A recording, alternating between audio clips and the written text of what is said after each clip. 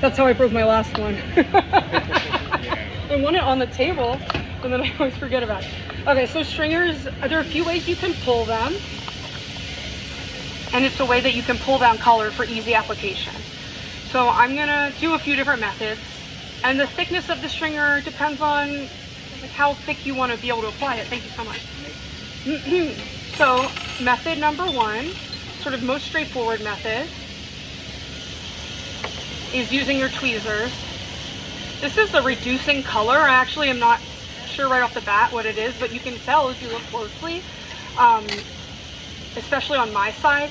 I can see I'm burning through color. There's like haziness that's sort of appearing and disappearing, and I'm burning through it. So it looks black, but it's actually going to turn into something else. It is. There's so many. If it's just like a dark blue or a black and it like has the reducing effect, it can be like 35 different colors. Knowing me and what I like to work with, I think it's probably Blue Moon, although now I'm pulling it down, I see green. Yeah. So I think it's going to be maybe either an aquatic carnival. It looks like my aquatic carnival, but... Or maybe a little like experimental green, but you can see, so if you're not sure of the color, you can do a little stringer pull down test. So this is a pretty decent size. I would say this is like maybe like a millimeter, 1.5. And you can leave it on the end of your rod, so you can just draw like that. Especially if you do it as prep work, because this is hot, so I can't really choke up anymore. But this allows you to really get the full length of it. Is that Boro or Swap? Oh, Boro. Okay, yeah. Because that wasn't happening on the feed day. Everything was shattering. It was shattered. Oh, like the rod was shattering, or? Yeah. When you start heating it up, I'm gonna lose like a half inch trying to heat this rod up. Oh yes, absolutely. If you're used to Boro and you go and put the soft glass in the flame, it explodes immediately. It's a very different feel. Absolutely. There's a bunch of different stuff for soft glass for that. Like a lot of the Italian guys have these like metal fixtures that hold the rods and some of the flame for them, so then they can just like grab them and they're already like warmed up and ready to go. And then they also sell like electric little ovens that people will use for it, where it's just like warming temperature. That makes sense. Having a little kiln next to you to heat it up. Yeah, like it's something that has no door. So if this was soft glass, it would be exploding all over me. I'm heating it at the top of the flame, and I'd be warming it in. Make sure, like, if I was like doing something else, I would like different. So another way to make stringers is you just get a rod, make a little post. If it's thin, a thin rod, this is thick enough. I'm just making a little post anyway.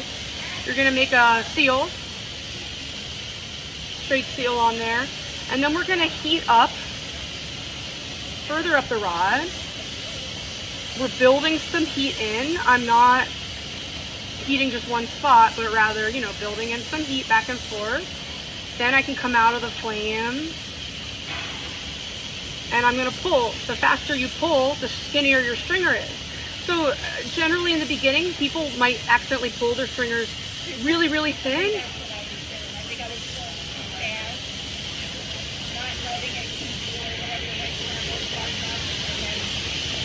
Yeah, exactly.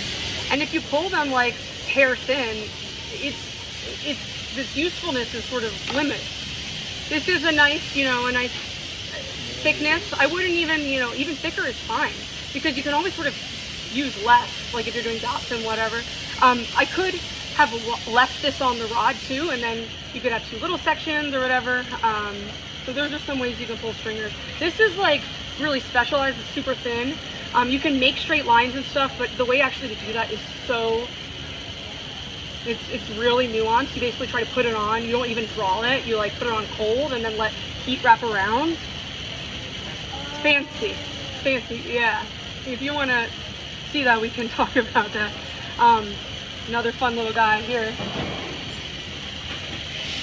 was the artist that was here at ISK that was drawing with the stringer? You know who I mean. Yes. I want to say Shayla, right? Who does the drawing? Yeah. With the reverse drawing on the outside of the tube and flipping it. was like, I don't know, usually people in a crayon. Yes. If you get really sweet about stringer application, it's basically like you're drawing with a really delicate colored pencil. Some people will even use like a mechanical pencil for their super thin stringers, put it in a mechanical pencil, like for the crazy thin, and then like apply it like that. Yeah. Like artists who do a lot of like tons of dot work and stuff where it's just so delicate that actually holds it, and it helps you contain it because it's so delicate. There's so much you can do with stringer just like applying it on glass. Stuff that like, I'm like, wow, that's really impressive. This is just a little extra fun little step, a couple ways to make twisty stringers. But with this one, I'm just gonna get two contrasting colors, lay them on top of one another, and then I'm going on to my graphite. I'm just kind of squishing a little. You guys are welcome to come around this side if you want. You'll probably be able to see better. All right, and now I'm gonna go, I heat from left to right, and I'm gonna twist to give ourselves a little twisty stringer John here. So we're gonna build a little heat. I'm twisting a little bit in the flame, and I'm turning both hands. I'm starting to just turn my right hand faster than my left hand. Then we'll come out of the flame and spin and twist and pull, twisting it. I have like a nice little section there. Got a little artistic there. I even have more here I can work with. And this is a fun way, if we're doing like implosions and stuff that we'll get to maybe eventually, you can really create some cool like coral reef looks or petals with different colored stripes and stuff. So when you're twisting colors together, or when you're twisting glass, this is kind of something I only would do with this twisty stringer, because if you're doing a lot of movement of glass outside the flame, it gets brittle, and you might notice those like lines, like stretch marks. There's twisting outside of the flame with this, so the stringer just gets a little delicate, and that's why it broke like that. It's sort of a balance. But I honestly, for my applications, I have no problem with just pulling a little bit at a time and just using them in small sections. So I'm gonna go and you see that glob there, that's still usable and still twistable. I'm gonna heat that up. Twist and twist and twist and twist. And the faster you twist, the tighter your coils will be.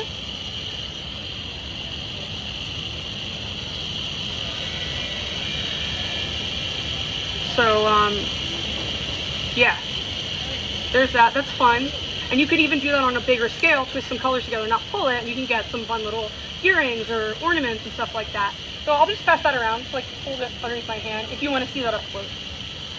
So stringer application.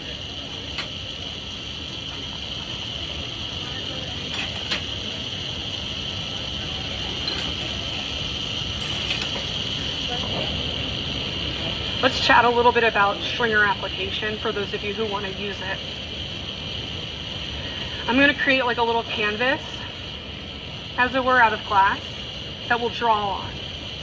If you want to use stringers, you know, this will be helpful.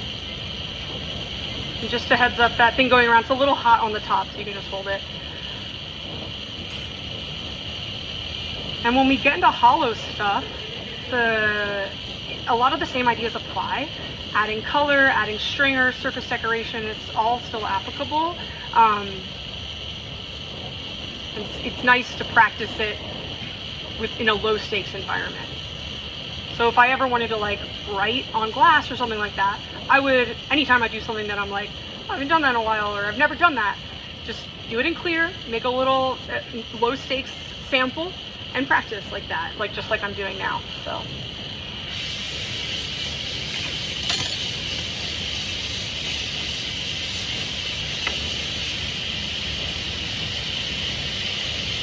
I'm gonna squish this into like into a disc. Before I squish it, whatever shape is the form I'm gonna squish, it will translate. So I'm gonna start by getting it round on that back end. So I'm heating it, air marvering right now, and what I'm doing right now is, just as review, this is shaping it, right? Letting it set up, that's shaping it. I wanna make sure my ditty clip is on the camera. It is? Okay, cool. All right, do that one more time, finish up the shape.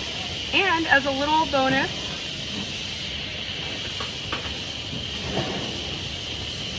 did we talk about marble molds? I don't think so. Yeah. So if you want to, you don't need a marble mold, but if you want to make a ton of things, let's say your multiple is spheres, that could be a multiple. It might behoove you to use a mold, you know? So to use a mold, you're gonna, usually they have a bunch of different holes. Identify one that's around the size of your glob. A little bit smaller is okay. A little bit smaller, so not bigger, but smaller. So it's gonna be that one right there. Get yourself a nice ripping hot glob. And it's pretty, it needs to be pretty much a uniform hot fireball heat. And it's like pretty much almost all the way as a marble. And it's just gonna finish up the shaping. So you're gonna go in, start at a low angle like this, and turn fast, like as fast as you can. And then as it sets up, you can do a little bit more. You see that? But that low angle is really key. It helps set up that neck, right? And you can shape a marble just by that ring. In the hot shop, their marble molds are literally just a circle, like a ring, because and you're just turning it really fast in there. You don't want to go straight up and down into the marble mold, especially right away. Try to avoid that as much as possible. Can anyone guess why? Yeah, we'll smash it, and especially because it's hot, the heat, the weight of the rod itself will make a mushroom. So honestly, the way I like to use a marble mold is on the table, like that, and then like this. That's sort of the move. There are big ones where you don't have to hold it. That's also fine. And the marble mold often will take a couple, like heat a little, shape a little, do it again. What's that? I said you think using the marble mold is sort of sweet. Are you okay with that? I'm totally okay with it. I want everyone to know that to practice shaping without it. But if you're doing production, or if you're doing 100 marbles, you'll cut your time in half. It's a tool that's available, so I don't have a problem with it. But that's why I don't show it the first day of class, because it's important to be able to like shape it yourself. All right, let's do it one more time, and I'm gonna aim for that back part. Let it get on center, then go into the mold, and then turn. You can use both hands. Turn, turn, turn, turn, turn, turn, turn. Oh yeah. Woohoo! Oh, so satisfying. It's a nice little sphere right there. Okay. Now, if I wanted to finish this up, I would punty and then do that exact same thing on the end. But are you heating that whole ball up?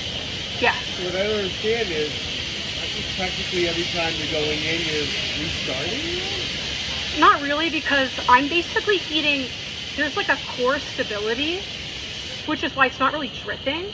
It's mainly the surface I'm heating. A little bit beneath the surface, but no, I'm not really starting over because the marble mold is kind of finishing it. So every time I go in, it's not like I'm starting from scratch. It's like I get it most of the way there, and then it like finishes it up. And then I'll go and fire polish it, and then it's like little increments. So you said you put putty on it, and then put the back. Exactly.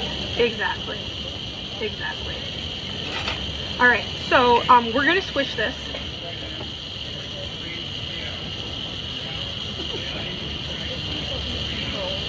So I'm gonna heat this all up. And then if you've noticed you might be having issues squishing, I do squish right away. If you're squishing and it's not squishy enough, you're like, why is it not getting flat enough? Going right away, and I do go straight up and down, like that. And if your mashers are a little small, you can fudge it, but big mashers are great. We have a little, it leaves like a thumbprint looking mark, which you might love, you might not like. If you want to erase it, this is a surface heat. So I'm just basically fire polishing that out. I've got just my little inner flame going, and I'm just heating that, and it polishes off the thing on the surface.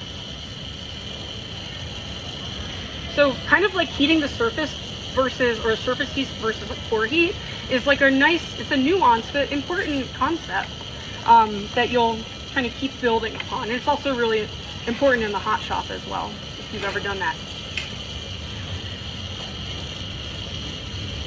Okay, So this could be nice if you want to like use circles, but we haven't done a lot of like nice sharp edges.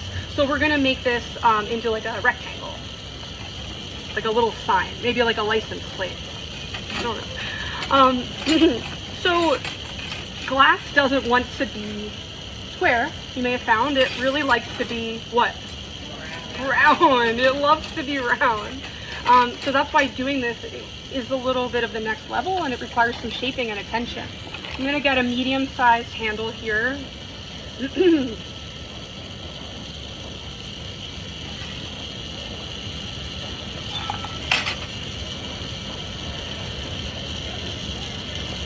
Seal it on. And now I'm gonna aim to stretch this out. And I'm also gonna be using my marver to encourage it and do a little bit of shaping to create those crispy edges. Anytime you heat a crispy edge, it's gonna round up. So it's kind of a process of heating, shaping, heating a little more. Sometimes it's a little like one step forward, one step back, and that's kind of the nature of shaping boro and like hot glass in general. That's a hot seal, correct? If you just Yeah, yep. We're gonna build in some heat, and when I'm doing this, I'm not heating the edges. Like if this is a coin, I wanna heat the faces of the coin, not the edges. That will allow me to heat it more evenly and pull it more evenly. Build in a little heat, I'm not pulling yet. I come out of the flame. It's starting to pull. You see how it's puckering like a little bit there? I'm gonna let that cool up and not heat that, but you could use a thicker rod and it won't pull as much. I'm just naming these things as I notice them. We're gonna do that again, heating that middle part. And now that I'm shaping, I'm gonna heat the edges.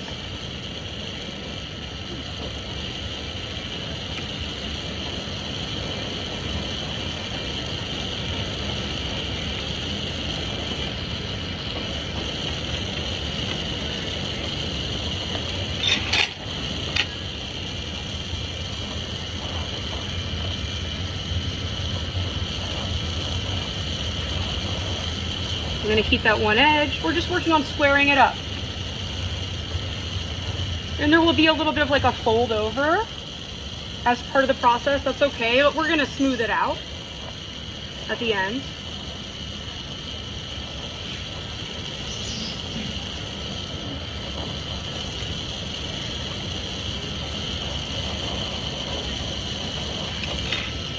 See those lines? That's from pulling it out of the flame. That's on the surface. I'm going to erase that with a fire polish. I'm just holding it right there in the flame, straight up and down so it doesn't flop. And now let's crispen up that edge. A few ways you could do it. You could keep folding it like I was. We could also utilize our shears. So whenever you cut hot glass, it needs to be really hot. That's really essential for it to work and also to prolong the life of your tools.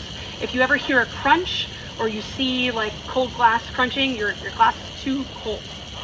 So really spot heating that section and snip, and it should feel just like you're cutting butter or something like that. It should come easily. And that's a good way to just really remove some glass in a crispy fashion. So bonsai shears are really good for this. You can get them really cheap from a garden supply store or Amazon. They're the ones that have the gold handles. Nice and sharp and small. They fit small hands. Because a lot of these hot shop shears are made for people with giant hands. They're called bonsai shears? Bonsai, yeah. For trimming bonsai. Alright, now I'm going to do a hot seal on this side. It's effectively done. And then we'll finish up the other side. But I want it to be a hot seal, especially now, because like this is, I'm happy with that, right? Say I was. I don't want that to crack, and if it's a cold seal, chances are it might crack. And when you work with these thicker masses of glass, as opposed to, networking with 4mm rod, the likelihood of things cracking are just, it's more likely. So we're just, there are lots of little ways you can avoid that, and hot seals are one of them. So I'm not going to heat this up so much that it starts to gather itself again necessarily. I'm just going to snip it. What?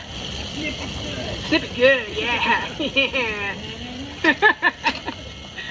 Some music to your video. Could you voice over them? That would be amazing. Someone's gonna close caption them for me. I forget who it was. Was it Jay? Or you're gonna close caption the videos, right? That was what we were joking about. Okay, so you know we can do a lot more squishing and making it straight, but I'm gonna leave it like that for now. So you can talk about getting crispy edges. So now we're gonna draw on with some stringers. The most delicate designs, if you heat them a lot, they'll flatten and melt in. So you're gonna leave the most delicate things for the end. So anything I have to do with thicker stringer, I generally want to do first.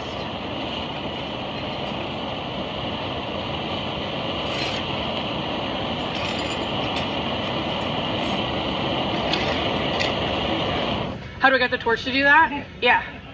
So a annealing flame. So I'm at a neutral flame. I'm going to crank up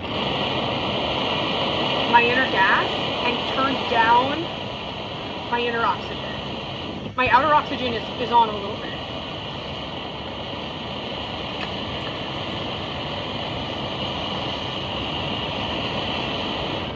Okay, so the base, it's like what we were saying, like if you're applying something to something else, if the base is thicker, that's going to need more heat. We don't want the base so hot that it's like gooey and loses its integrity, but rather we want it to be warm. So we'll heat it to do a little glow. And oh, what should I do? I think I'm gonna write something. Ooh, what should I write? Oh my god. Resist. Great. Love it. Just a few letters. Just a few letters. We'll see what I can fit. So first of all, you might notice the tip if it's not the shape you want it or the size, a little big there, it tends to be. If you want to be fancy and professional, just take it off.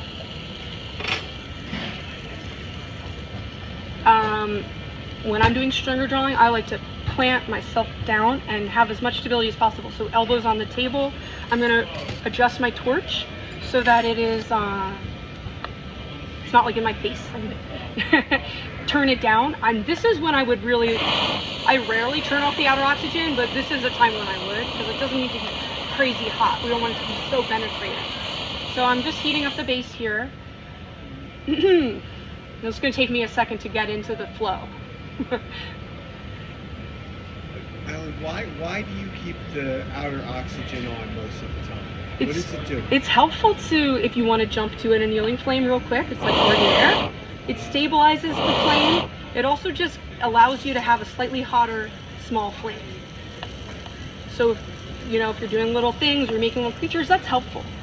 If you're doing anything like soft glass or really delicate, you don't need it. But generally, I really like to have it. It also just stabilizes the flame and makes it a little less loud sometimes for the Carlisle.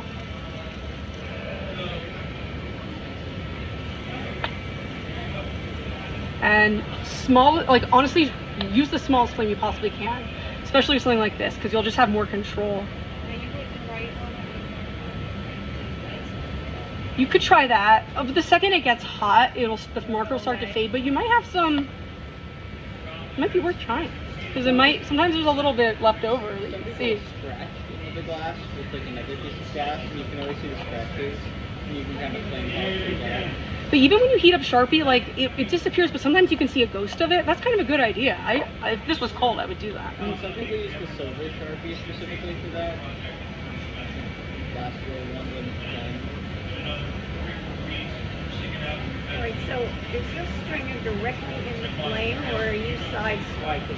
It's directly in the flame. So what I'm doing here, I'm starting to draw on an R. The glass is underneath the thing, like the canvas, so to speak. Stringer is, sometimes it's like right on the outside of the flame. Let me see. Yeah, because with soft glass, if I put it right in the flame, it just destroys the stringer completely. I have to kind of side swipe it. Are you working with a thick stringer like that? Yeah. Also, it might have to do with, like, my flame is so small. That really helps. Look up here, see. Oh yeah, that's good. Alright, let me think through what I'm doing. R-E-S. You can also have your stringer right on the edge of the flame.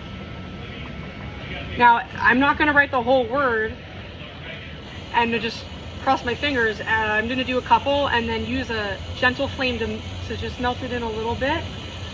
This is not like a neutral flame. I've turned up my gas, so you see how that candle is long. This is not a hot flame. This is more of a gentle flame.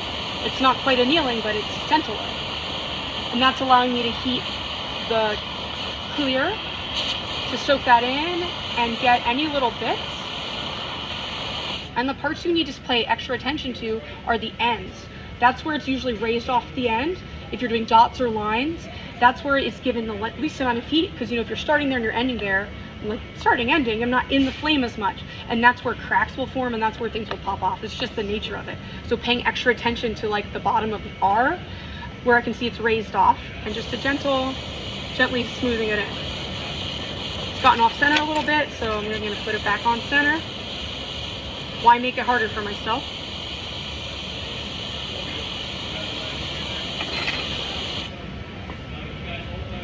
Teeny little flame, never forget, smallest flame possible. That's honestly my preference. I.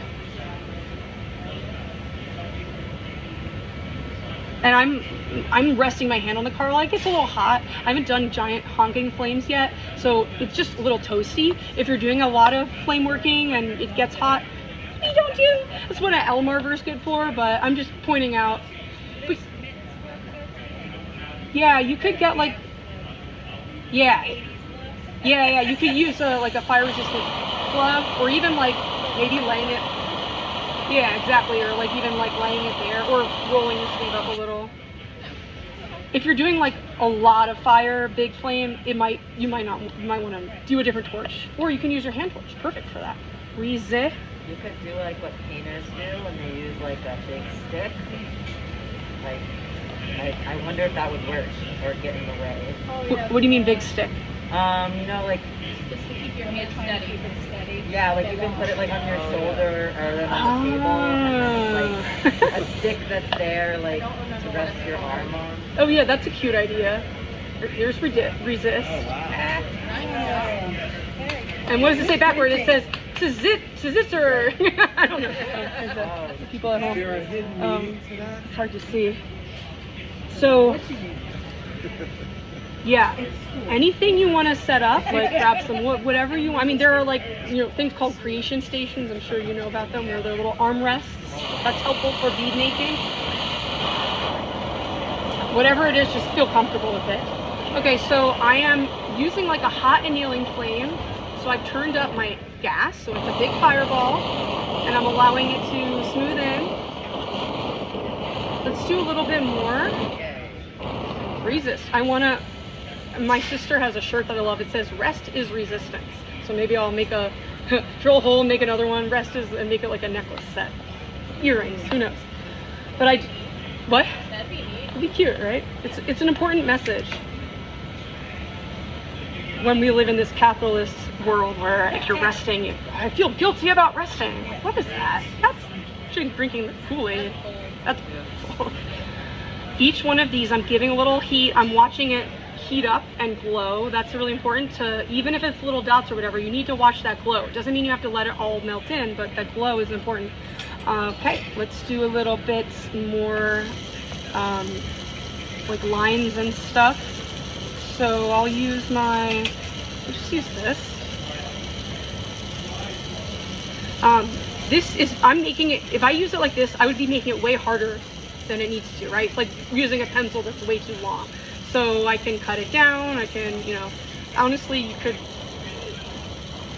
just use this side or fuse this onto like a 4mm rod. All right, so now I'm gonna do I'm gonna like underline it.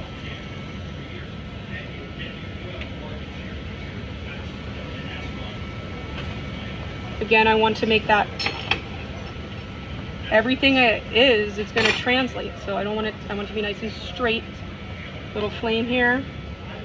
Nice gentle flame is fine. Warming up that bottom part.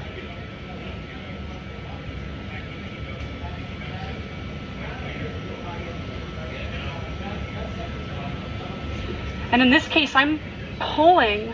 This is in one place, my stringer's in one place, and I'm moving this part. That gives me a lot more stability because this is kind of like the variable. This is like where the element of the human hand can come in and mess things up. So this, I'm just pulling in a straight line, and then this, I'm keeping in the flame in one spot for my little subtle green or blue line. Now I'm gonna give extra attention to that and heat it without heating it enough to melt it in, but a gentle flame, giving an extra little bit of heat on the ends.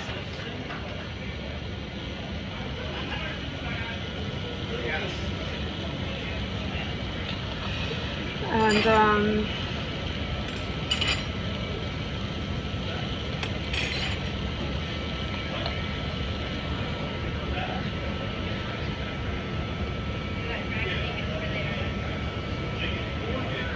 I'm just having too much fun with this, guys. It might be a problem.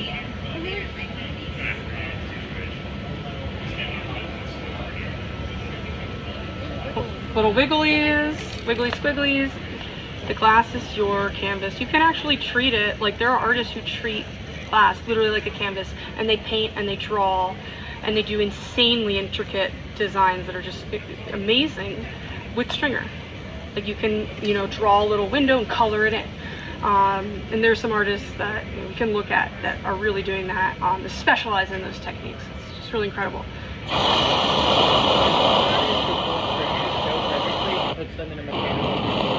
Yes.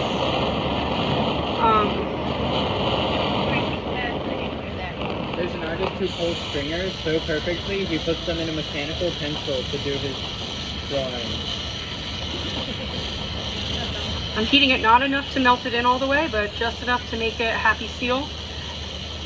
I'm just curious as to what kind of a mechanical pencil you're using. Because if it's metal, it gets hot.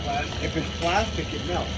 I would think it's metal. It doesn't like go into the flame, like it's, you know, as if this was the pencil. Yeah, I think you But it would still get hot near the flame, wouldn't it? They use such a small You flame. keep a distance away from the tip, so you're just using it more like a grip. You know the tungsten picks we have? Yeah. Think of it like that. Oh, I see. Okay. I use mechanical pencils, so I know my thing. Yeah. We're gonna just make a couple loops on each side, so it'll be something I can give to my mommy. She can wear it. Aww. My mom doesn't need to be told to resist. She is resisting. Left and right. I'm like, yeah, go you.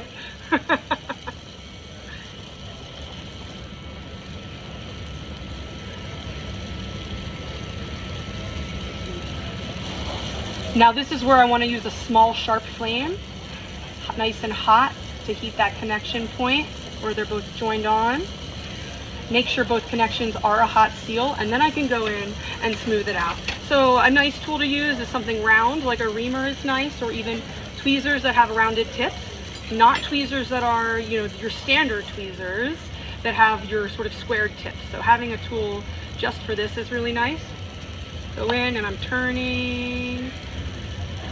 I even sometimes really like to use like a brass or a steel one of these. Like I have a steel chopstick that's really good for this. The steel or metal or brass can be useful if your hole, you don't want it to get too small, because the graphite isn't gonna really shape it. It's just gonna push it around, but the steel can kind of ream it open because it's cold.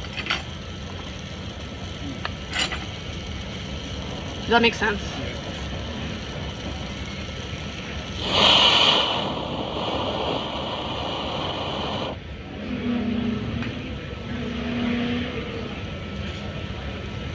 Now I'm gonna do a cold seal. I mean, it could be a hot seal, but I am confident, I have confidence that I'll be able to make this. It's kind of about your confidence right now, and I'm gonna make that loop, and I'm not gonna like worry too much about it. If this was my first time making a loop, I might as well make it a hot seal. I don't know, you can always repunt teeth. And this color, I'm noticing it's doing a little bit of like self-fuming. Because this is a, huh? No, I'm actually seeing it. It's like a little bit of fume around the letters. If you look up close, yeah. So some of those colors, they'll self-fume, and they're usually the really like ones that have a lot of like rich and silver. So even though we don't allow fuming here, this is a self-fuming color. Can't ignore that. That's kind of fun. I do really like, my favorite is the way it looks from the other side, like through the window. So if you wanted to write a letter backwards, or if you want it to be like a window, you could write your words backwards. That's where I'm thinking the Sharpie marker or scratching into the glass as like a template could be really smart, or writing it onto the kiln shelf. You're welcome to write on the kiln shelf with pencil, graphite. Some people will just use their reamer or graphite tool to draw. You can do that. I'm not really a fan. I like to rather use a pencil. But it's fine. I just ask that you erase it when you're done. So if it's a multi-week project, that's fine, but we want to like leave them open. She's a normal rubber eraser. Yep.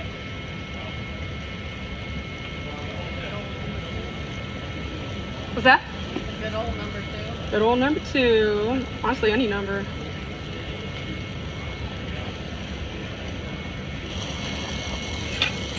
Resist is a good word. Also reminds me of cold working, like racist. I don't know. This is, I actually, when I'm making production jewelry, anything that has a loop, I have a pair of teeny little tweezers that I don't use for anything else but reaming open a loop.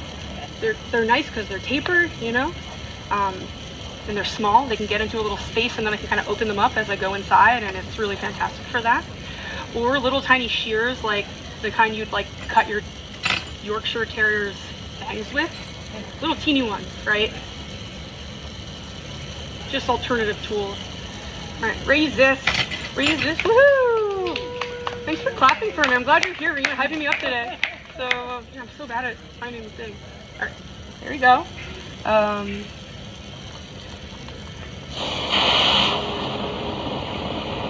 We can pass that around if you all want to see it up close. That takes practice, but just starting with dots and lines is good. All right, that kind of got a little exciting. I want to chat about fixing cracks. So let's do that. What do I want to use? Can I use this? All right, so this is a cracked, lovely little dino that Chris made. We're gonna fix it because it's so important to know what you can fix. It's not about what you can make, it's about what you can fix. Maybe both. Both are important. So this crack is in a really, it usually happens that it's in an inconvenient place. And we explained, or we discussed the reason behind why it happened, because there was a puntee, a cold seal that connected, that was right on this back, so that's why it cracked.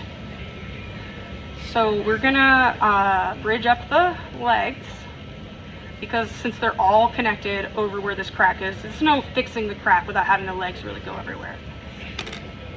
That's a little rocket dinosaur. Oh yeah, you can be skiing. Oh my god, it's so fun. See the videos of the little kids. Maybe, probably a little bit. You would have survived the ice age. Tissue boxes. And they're like cross-country skiing. That's so freaking cute. What? I love it.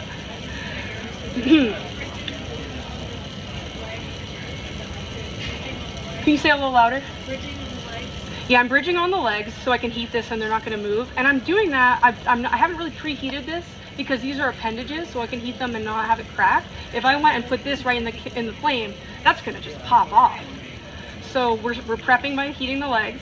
Wait, I'm confused. Were those bridges already on that? No, I just added them. Oh, you did that so quick.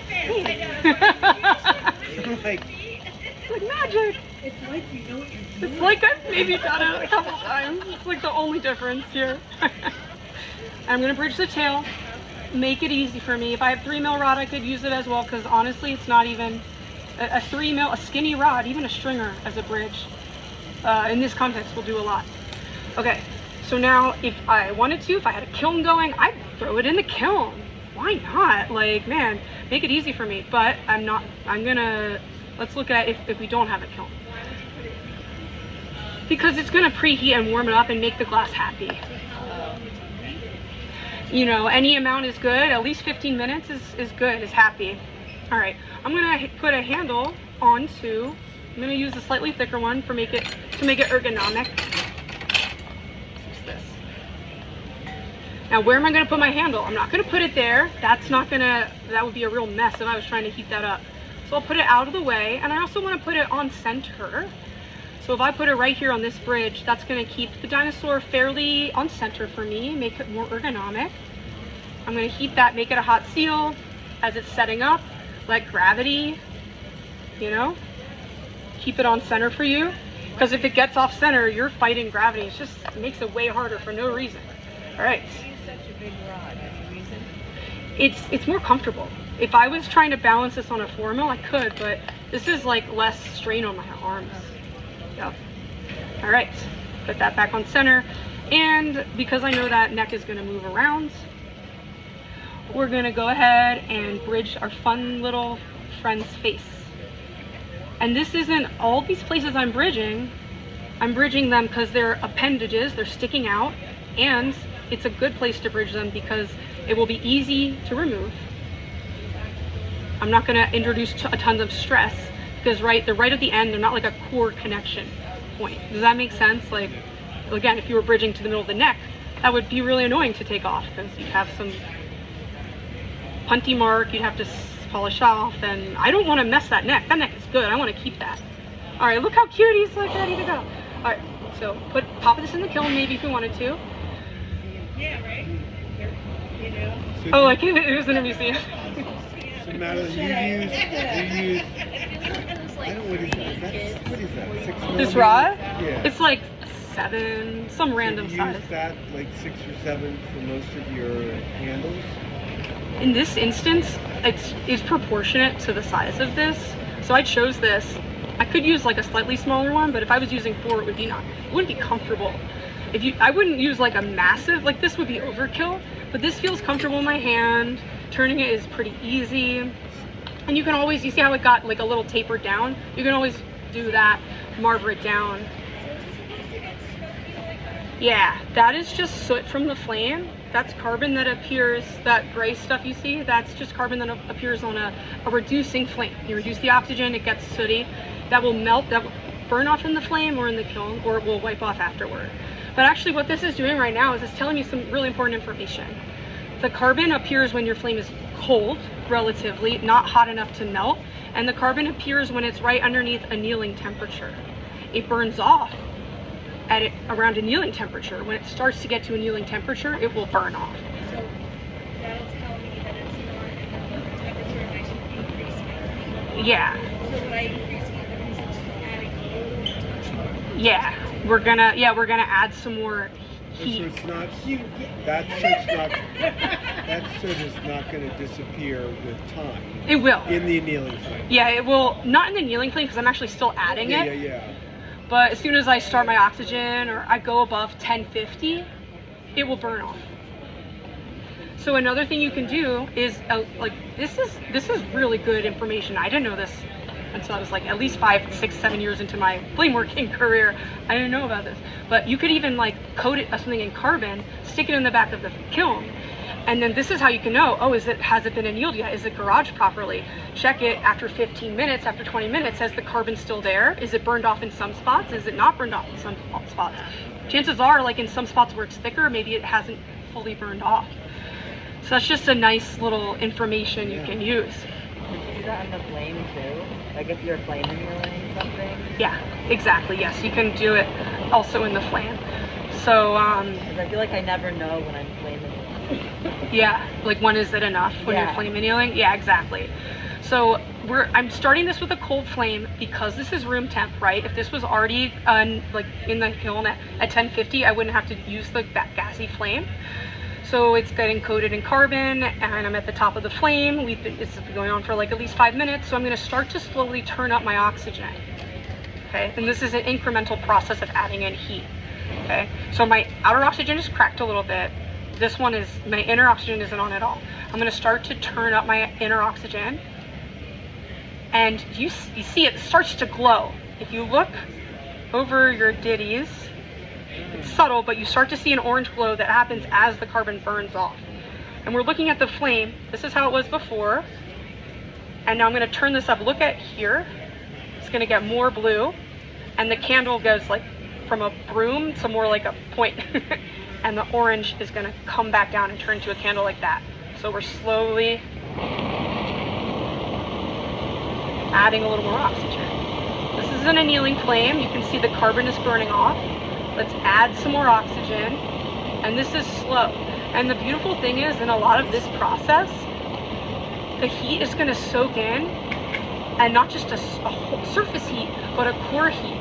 And sometimes the crack will heal itself through this process, and that's beautiful when that happens. And this also helps because it's bridged up, so it's not going to fall apart. And you know, if I introduced it to the flame too fast, especially because of the crack, it would just break into clean pieces. So the bridge is really helping. If it were to break, it's all there. I could very easily fix it. That's just another plug for bridges, right? The bridge has got that armature. Even if it cracks clean in half, I don't need to worry. So I've got my bushy witch's broom flame, and I can see the glass is starting to glow. You can look over your ditties a little bit, and after the carbon burns off, see a little bit of like a cherry glow. I haven't quite seen it yet.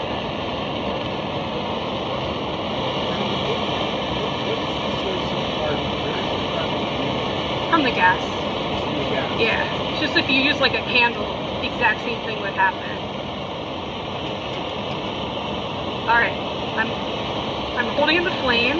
If I look through my ditties, I can see the body's starting to get that subtle little glow there, and the crack is starting to disappear. It's still a little there, a pocket in the middle, but the edges, oh, it's going away, man. All right, so the dinosaur is happy, it's equalized. Now I can go in and start to dial up my flame and just turn up my oxygen. You see how it's glowing already, like instantly? That means the glass is primed. If I didn't have the bridges, it'd be flopping around. It'd be like a dino in stop motion. And now, now I can use my sharp flame and get that inner crack part. That's what would make me nervous. It'll make you nervous because of the heat right there. Yeah. And that's not going to change the shape that hot? Because it's bridged, right? And it's contained. Like this, you know, these right here, they moved a little, so I just moved out of the way. If I wanted to really go crazy, I could bridge it there. That's not unreasonable, right? Hi. So little sharp flame right there. Yes, don't be afraid to get, it's always in that armpit area of whatever the creature is. That's usually where the undercut is, and that's usually where you need more heat because it's awkward to get in there. So hence that's where you need to go. And now it's just an air bubble. So we could probably heat it more and more to disappear the air bubble. What happens is often the bubble will remain and it will just sort of round out. Hey, I like your earrings. thank you. They'll just round out and just become like a pocket of air. Which if you hate it, you can sandblast it. And it will get smaller and smaller the more you heat it, but it's no longer a threat. It's no longer gonna crack. It's just a feature, not a flaw. Right. Quirk. What's that? Quirk. A quirk. A little quirk. It's got character, you know, but it's That's what I'm a fan of bubbles. I don't like that. Decoration that you didn't use candles. exactly, it's beautiful. So we fixed that. So you guys can, like, now you know how to fix it. So the key is bridging, heating up with the slow flame, and kind of that incremental adding the oxygen. It takes some practice, but what you're looking for is look at the heat, look at the glow, and how is the form responding to it. So let's remove our bridges. There's the crack-free dino. I had a crack going straight down the belly for our friends at home. Let's take the bridge off. I like to take it, I like to remove it in the middle here. You know what else, guys? It's never a bad idea.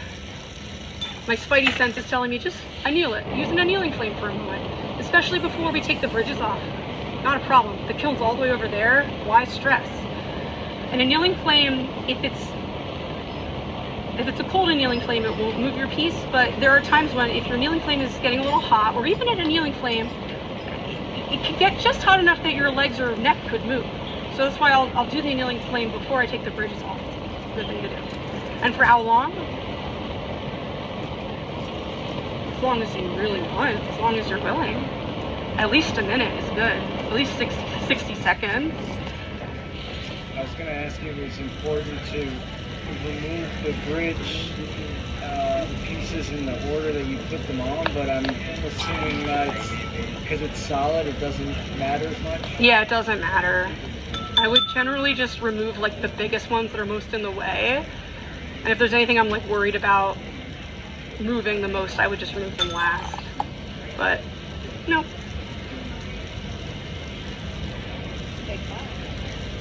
It is a big class. More independent, you made me.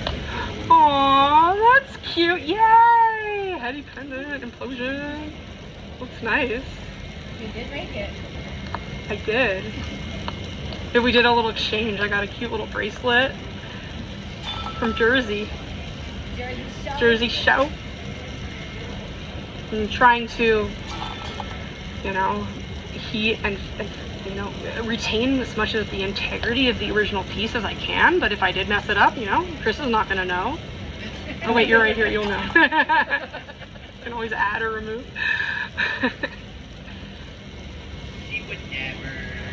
But if I tried to do this without bridges, like, oh man, it would be such a mess, and I'd definitely mess up the form, and I just would be cranky.